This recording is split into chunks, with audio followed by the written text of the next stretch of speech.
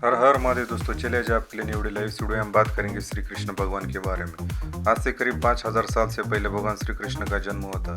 फिर भी आज भी लोग उनकी पूजा बहुत से भक्ति और संपूर्ण भाव से करते हैं, क्योंकि उनको 16,000 रानियाँ थी और वे राजसी और ऐश्वर्य वाले जीवन जिए थे। फिर भी उन्हें भगवान की तरफ पूजा गया। भगवान कृष्ण पूजा के योग्य थे और इसलिए वो आदरणीय थे। कोई भी किसी को आदर नहीं देता जब तक कि वो पूजा के योग्य नहीं होता। भगवान कृष्ण की पूजा उनकी सच्चाई समझ के वजह से किए जाते, न कि सिर्फ पूजा करने के लिए की जाती है। पूरी दुनिया के लोग भगवान कृष्ण की पूजा इतने भक्तिभाव से क्यों करते हैं? श्री कृष्ण वासुदेव थे। वासुदेव यानी कि वो इस दुनिया की सभी चीज़ों का मजा लेते हैं, फिर भी वो मोक्ष के अधिकारी है। वासुदेव असाधारण अमानवीय शक्ति और उपलब्धियों के मालिक थे। वो इतने शक्तिशाली थे कि हजारों लोग उनकी एक दृष्टि से ही डर जाते थे। भगवान कृष्ण की 16,000 रानियाँ थी, फिर भी निष्ठक ब्रह्मचारी थी। इसका मतलब यह था कि उनका हर पल भाव और समर्पण ब्रह्मचार्य के लिए ही था, जबकि उनके प्रारब्ध कर्म अब्रह्मचारी के थे, लेकिन उनके अंदर के भाव शुद्ध और हमेशा ब्रह्मचार्य के समर्थक देते थे। वो उसी तरह है जैसे कि कोई व्यक्ति चोरी करता है, लेकिन उसके अंदर के भाव हमेशा ऐसे होते कि मैं चोर नहीं करना चाहता, तब उसे निष्ठिक औचार्य अंदर के भाव चोरी नहीं करने के है। अंदर का भाव से आने वाले जीवन के लिए नए कर्म बाधित है। दूसरी ओर जब व्यक्ति लोगों को दान देता है, तब उसके अंदर ऐसे भाव होते कि मुझे उन लोगों से इसका लाभ मिलेगा। उसके दान का फल अगले जीवन में नहीं मिलता। सभी चीज़ें से तो हम अपनी 5 इंद्रियों से देखते और अनुभव करते, उनका हमारे अगले जीवन में कर्म ही खाते लिए कोई महत्व नहीं है। हमारे अंदर के भाव की वजह से ही हम नए कर्म बांधते हैं। बाहर के कर्मों के साथ ही अंदर के भाव होते रहते हैं। भगवान श्री कृष्ण की आत्मा जागृत हो गई थी, इसलिए वो नर से नारायण बन गए। सुदर्शन चक्र का महत्व।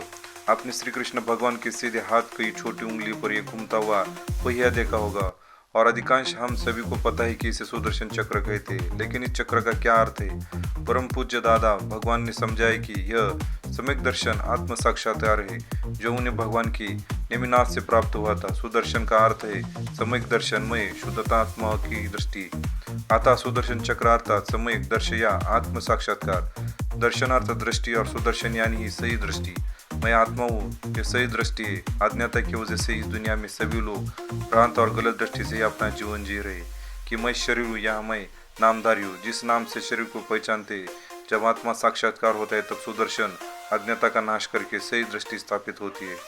यथा भी श्री कृष्ण की इतनी रानियाँ थी और वैभवशाली जीवन था, फिर भी इस दृष्टि की वजह से वो इन सभी सांसारिक वैभव से हमेशा अलिप्त रहे। बाहर से सांसारिक कार्य में लिप्त होते हुए भी अंदर वो हमेशा जागृत रहते थे।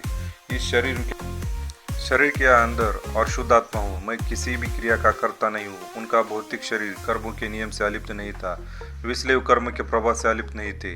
लेकिन जब उनके प्रारब्ध से वैभवशाली जीवन और उनका पत्नियां आई, तब भी वो हमेशा इसी जागृत में रहते कि मैं शुद्ध आत्मा हूँ।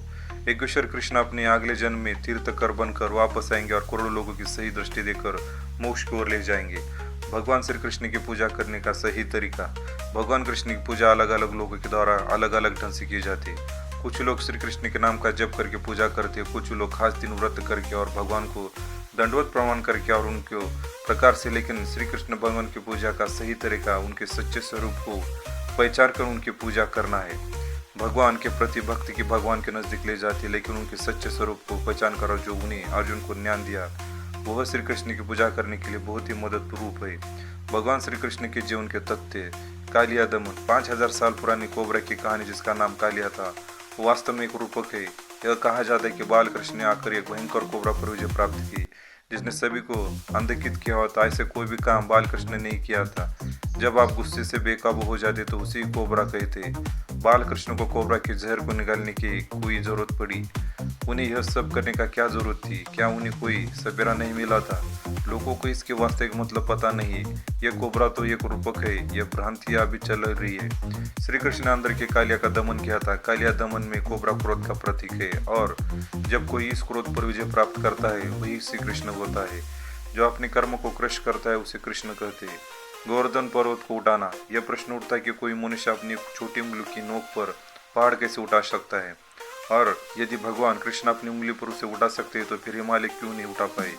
और यदि वो इतने महान काम कर सकते हैं, तो फिर एक छोटे से तीर से घायल होकर मृत्यु को कैसे प्राप्त होगी? लेकिन वास्तव में ऐसा कुछ नहीं। ये सभी बस अलग अलग घटनाएं। इन सभी घटना में सब तभी लाभ उठा सकेंगे जब उन्हें सही ढंग से समझेंगे। भगवान कृष्ण ने गोवर्धन को महत्व दिया था, अर्थात गौवंश की वृद्धि जबरदस्त ढंग से करना, क्योंकि उस समय बहुत ज्यादा हिंसा चल रही थी। भारत के लोगों का जीवन अपने पालतू जानवर पर ही निर्भर था। भगवान कृष्ण का ध्येय जानवर की रक्षा करना, उनकी संख्या में बढ़ोतरी करना था, और इसलिए उन्होंने गायों की रक्षा की। इसके परिणाम स्वरूप दूध की उत्पादन में बढ़ोतरी हुई। यह काम उन्होंने अकेले ही किया था, इसलिए यह प्रतीकात्मक है। अतः श्री कृष्ण ने गायों को सुरक्षित स्थान दिया। स्वधर्म पर धर्म। लोग मानते कि स्वधर्म अर्थात विष्णु धर्म और परधर्म सभी धर्म जैसे शिव धर्म, जैन धर्म आदि। भगवान कृष्ण का कहना है, परम धर्म भाइयों, लोगों ने इसका अर्थ समझा कि वैष्णव धर्म के अलावा किसी और धर्म का पालन करना बहुत खतरनाक है, और दूसरे सभी धर्म के कहते कि परम धर्म का मतलब किसी और धर्म का पालन करना खतरनाक है। लेकिन कोई भी सर्वधर्म और परधर्म का सही मतलब नहीं समझा। परधर्म अर्थात जो हम खुद नहीं, शरीर प्रगति, और स्वधर्म अर्थात खुद का धर्म। शरीर को नहलाना धुलाना, व्रत करवाना आदि सभी शरीर के धर्म है, तो परम धर्म है। इसमें कोई भी ईश्वर धर्म नहीं, खुद वो अपनी स्वाभाविक स्थिति है, स्वरूप है।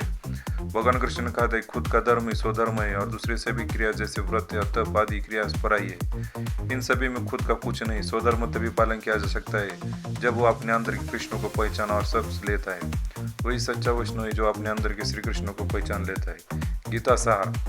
महाभारत के महायुद्ध से पहले श्री कृष्ण अर्जुन से कहा, हे अर्जुन, तुम और बहुत ही लंबे समय से साथ में हो, लेकिन फिर भी तुम मेरे असली स्वरूप को नहीं पहचानते। जैसा तुम मुझे अपने सामने देखते हो वो मेरा असली रूप नहीं, तुम जो देख रहे हो वो भौतिक शरीर है। मैं शरीर इसके अलावा हूँ। मैं शुद्ध आत्मा हूँ, तुम भी शुद्ध आत्मा हो। तुम्हारे भाई, चाचा, गुरु और दोस्त जिनके साथ तुम युद्ध करने वाले हो वो भी शुद्ध आत्मा है। शुद्ध तुम्हारा प्रारब्ध कर्म है, इसलिए तुम्हें इस आत्मा की जागृति के साथ पूरा करना होगा। यदि तुम आत्मा की जागृति में रहकर युद्ध करोगे तो तुम नए कर्म नहीं बांधोगे और बचे हुए कर्म का खत्म हो जाएगी, तुम्हें मोक्ष तक ले जाएगा। महान विराट स्वरूप के दर्शन का अर्थ ज्ञानी को पहचाना वास्ते विराट जैसे ही हो सकते हैं। वो जो हमारे अहंकार को खत्म कर सकते हैं, वो हमारा अहंकार के टुकड़े टुकड़े करके खत्म कर देते हैं। उन्हें विराट कहते हैं। लोग का विराट पुरुष के भव्य भाव उत्पन्न होता है जब कृष्ण भगवान ने अपना विराट स्वरूप अर्जुन को दिखा, तब अर्जुन कृष्ण के भगवान से सामने संपृक्त हो गया। इसका अर्जुन इस जागृति में रहा जो कृष्ण भगवान उसे दी थी।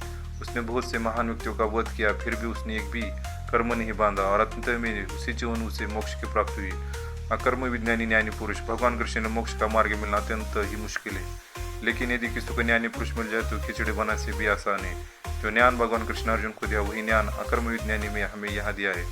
ज्ञानी पुरुष हमारे जन्म जन्म को पापों को भस्मीभूत करके हमें सच्ची दृष्टि देते हैं, जो हमेशा के लिए स्थापित हो जाए, जिसे हम आत्मरूप होकर भी सभ्य आत्मरूप देखते हैं। वही हम जागृत देते हैं, जिसे हम जैसे कि योगेश्वर भगवान कृष्ण को भगवत गीता में कहा है कि हम अपने भौतिक दुनिया की जिम्मेदारी पूरा करते समय स्वधर्म में आ जाते, जो चलिए हम उनकी प्रत्यक्ष हाजिरी में काम निकाल ले।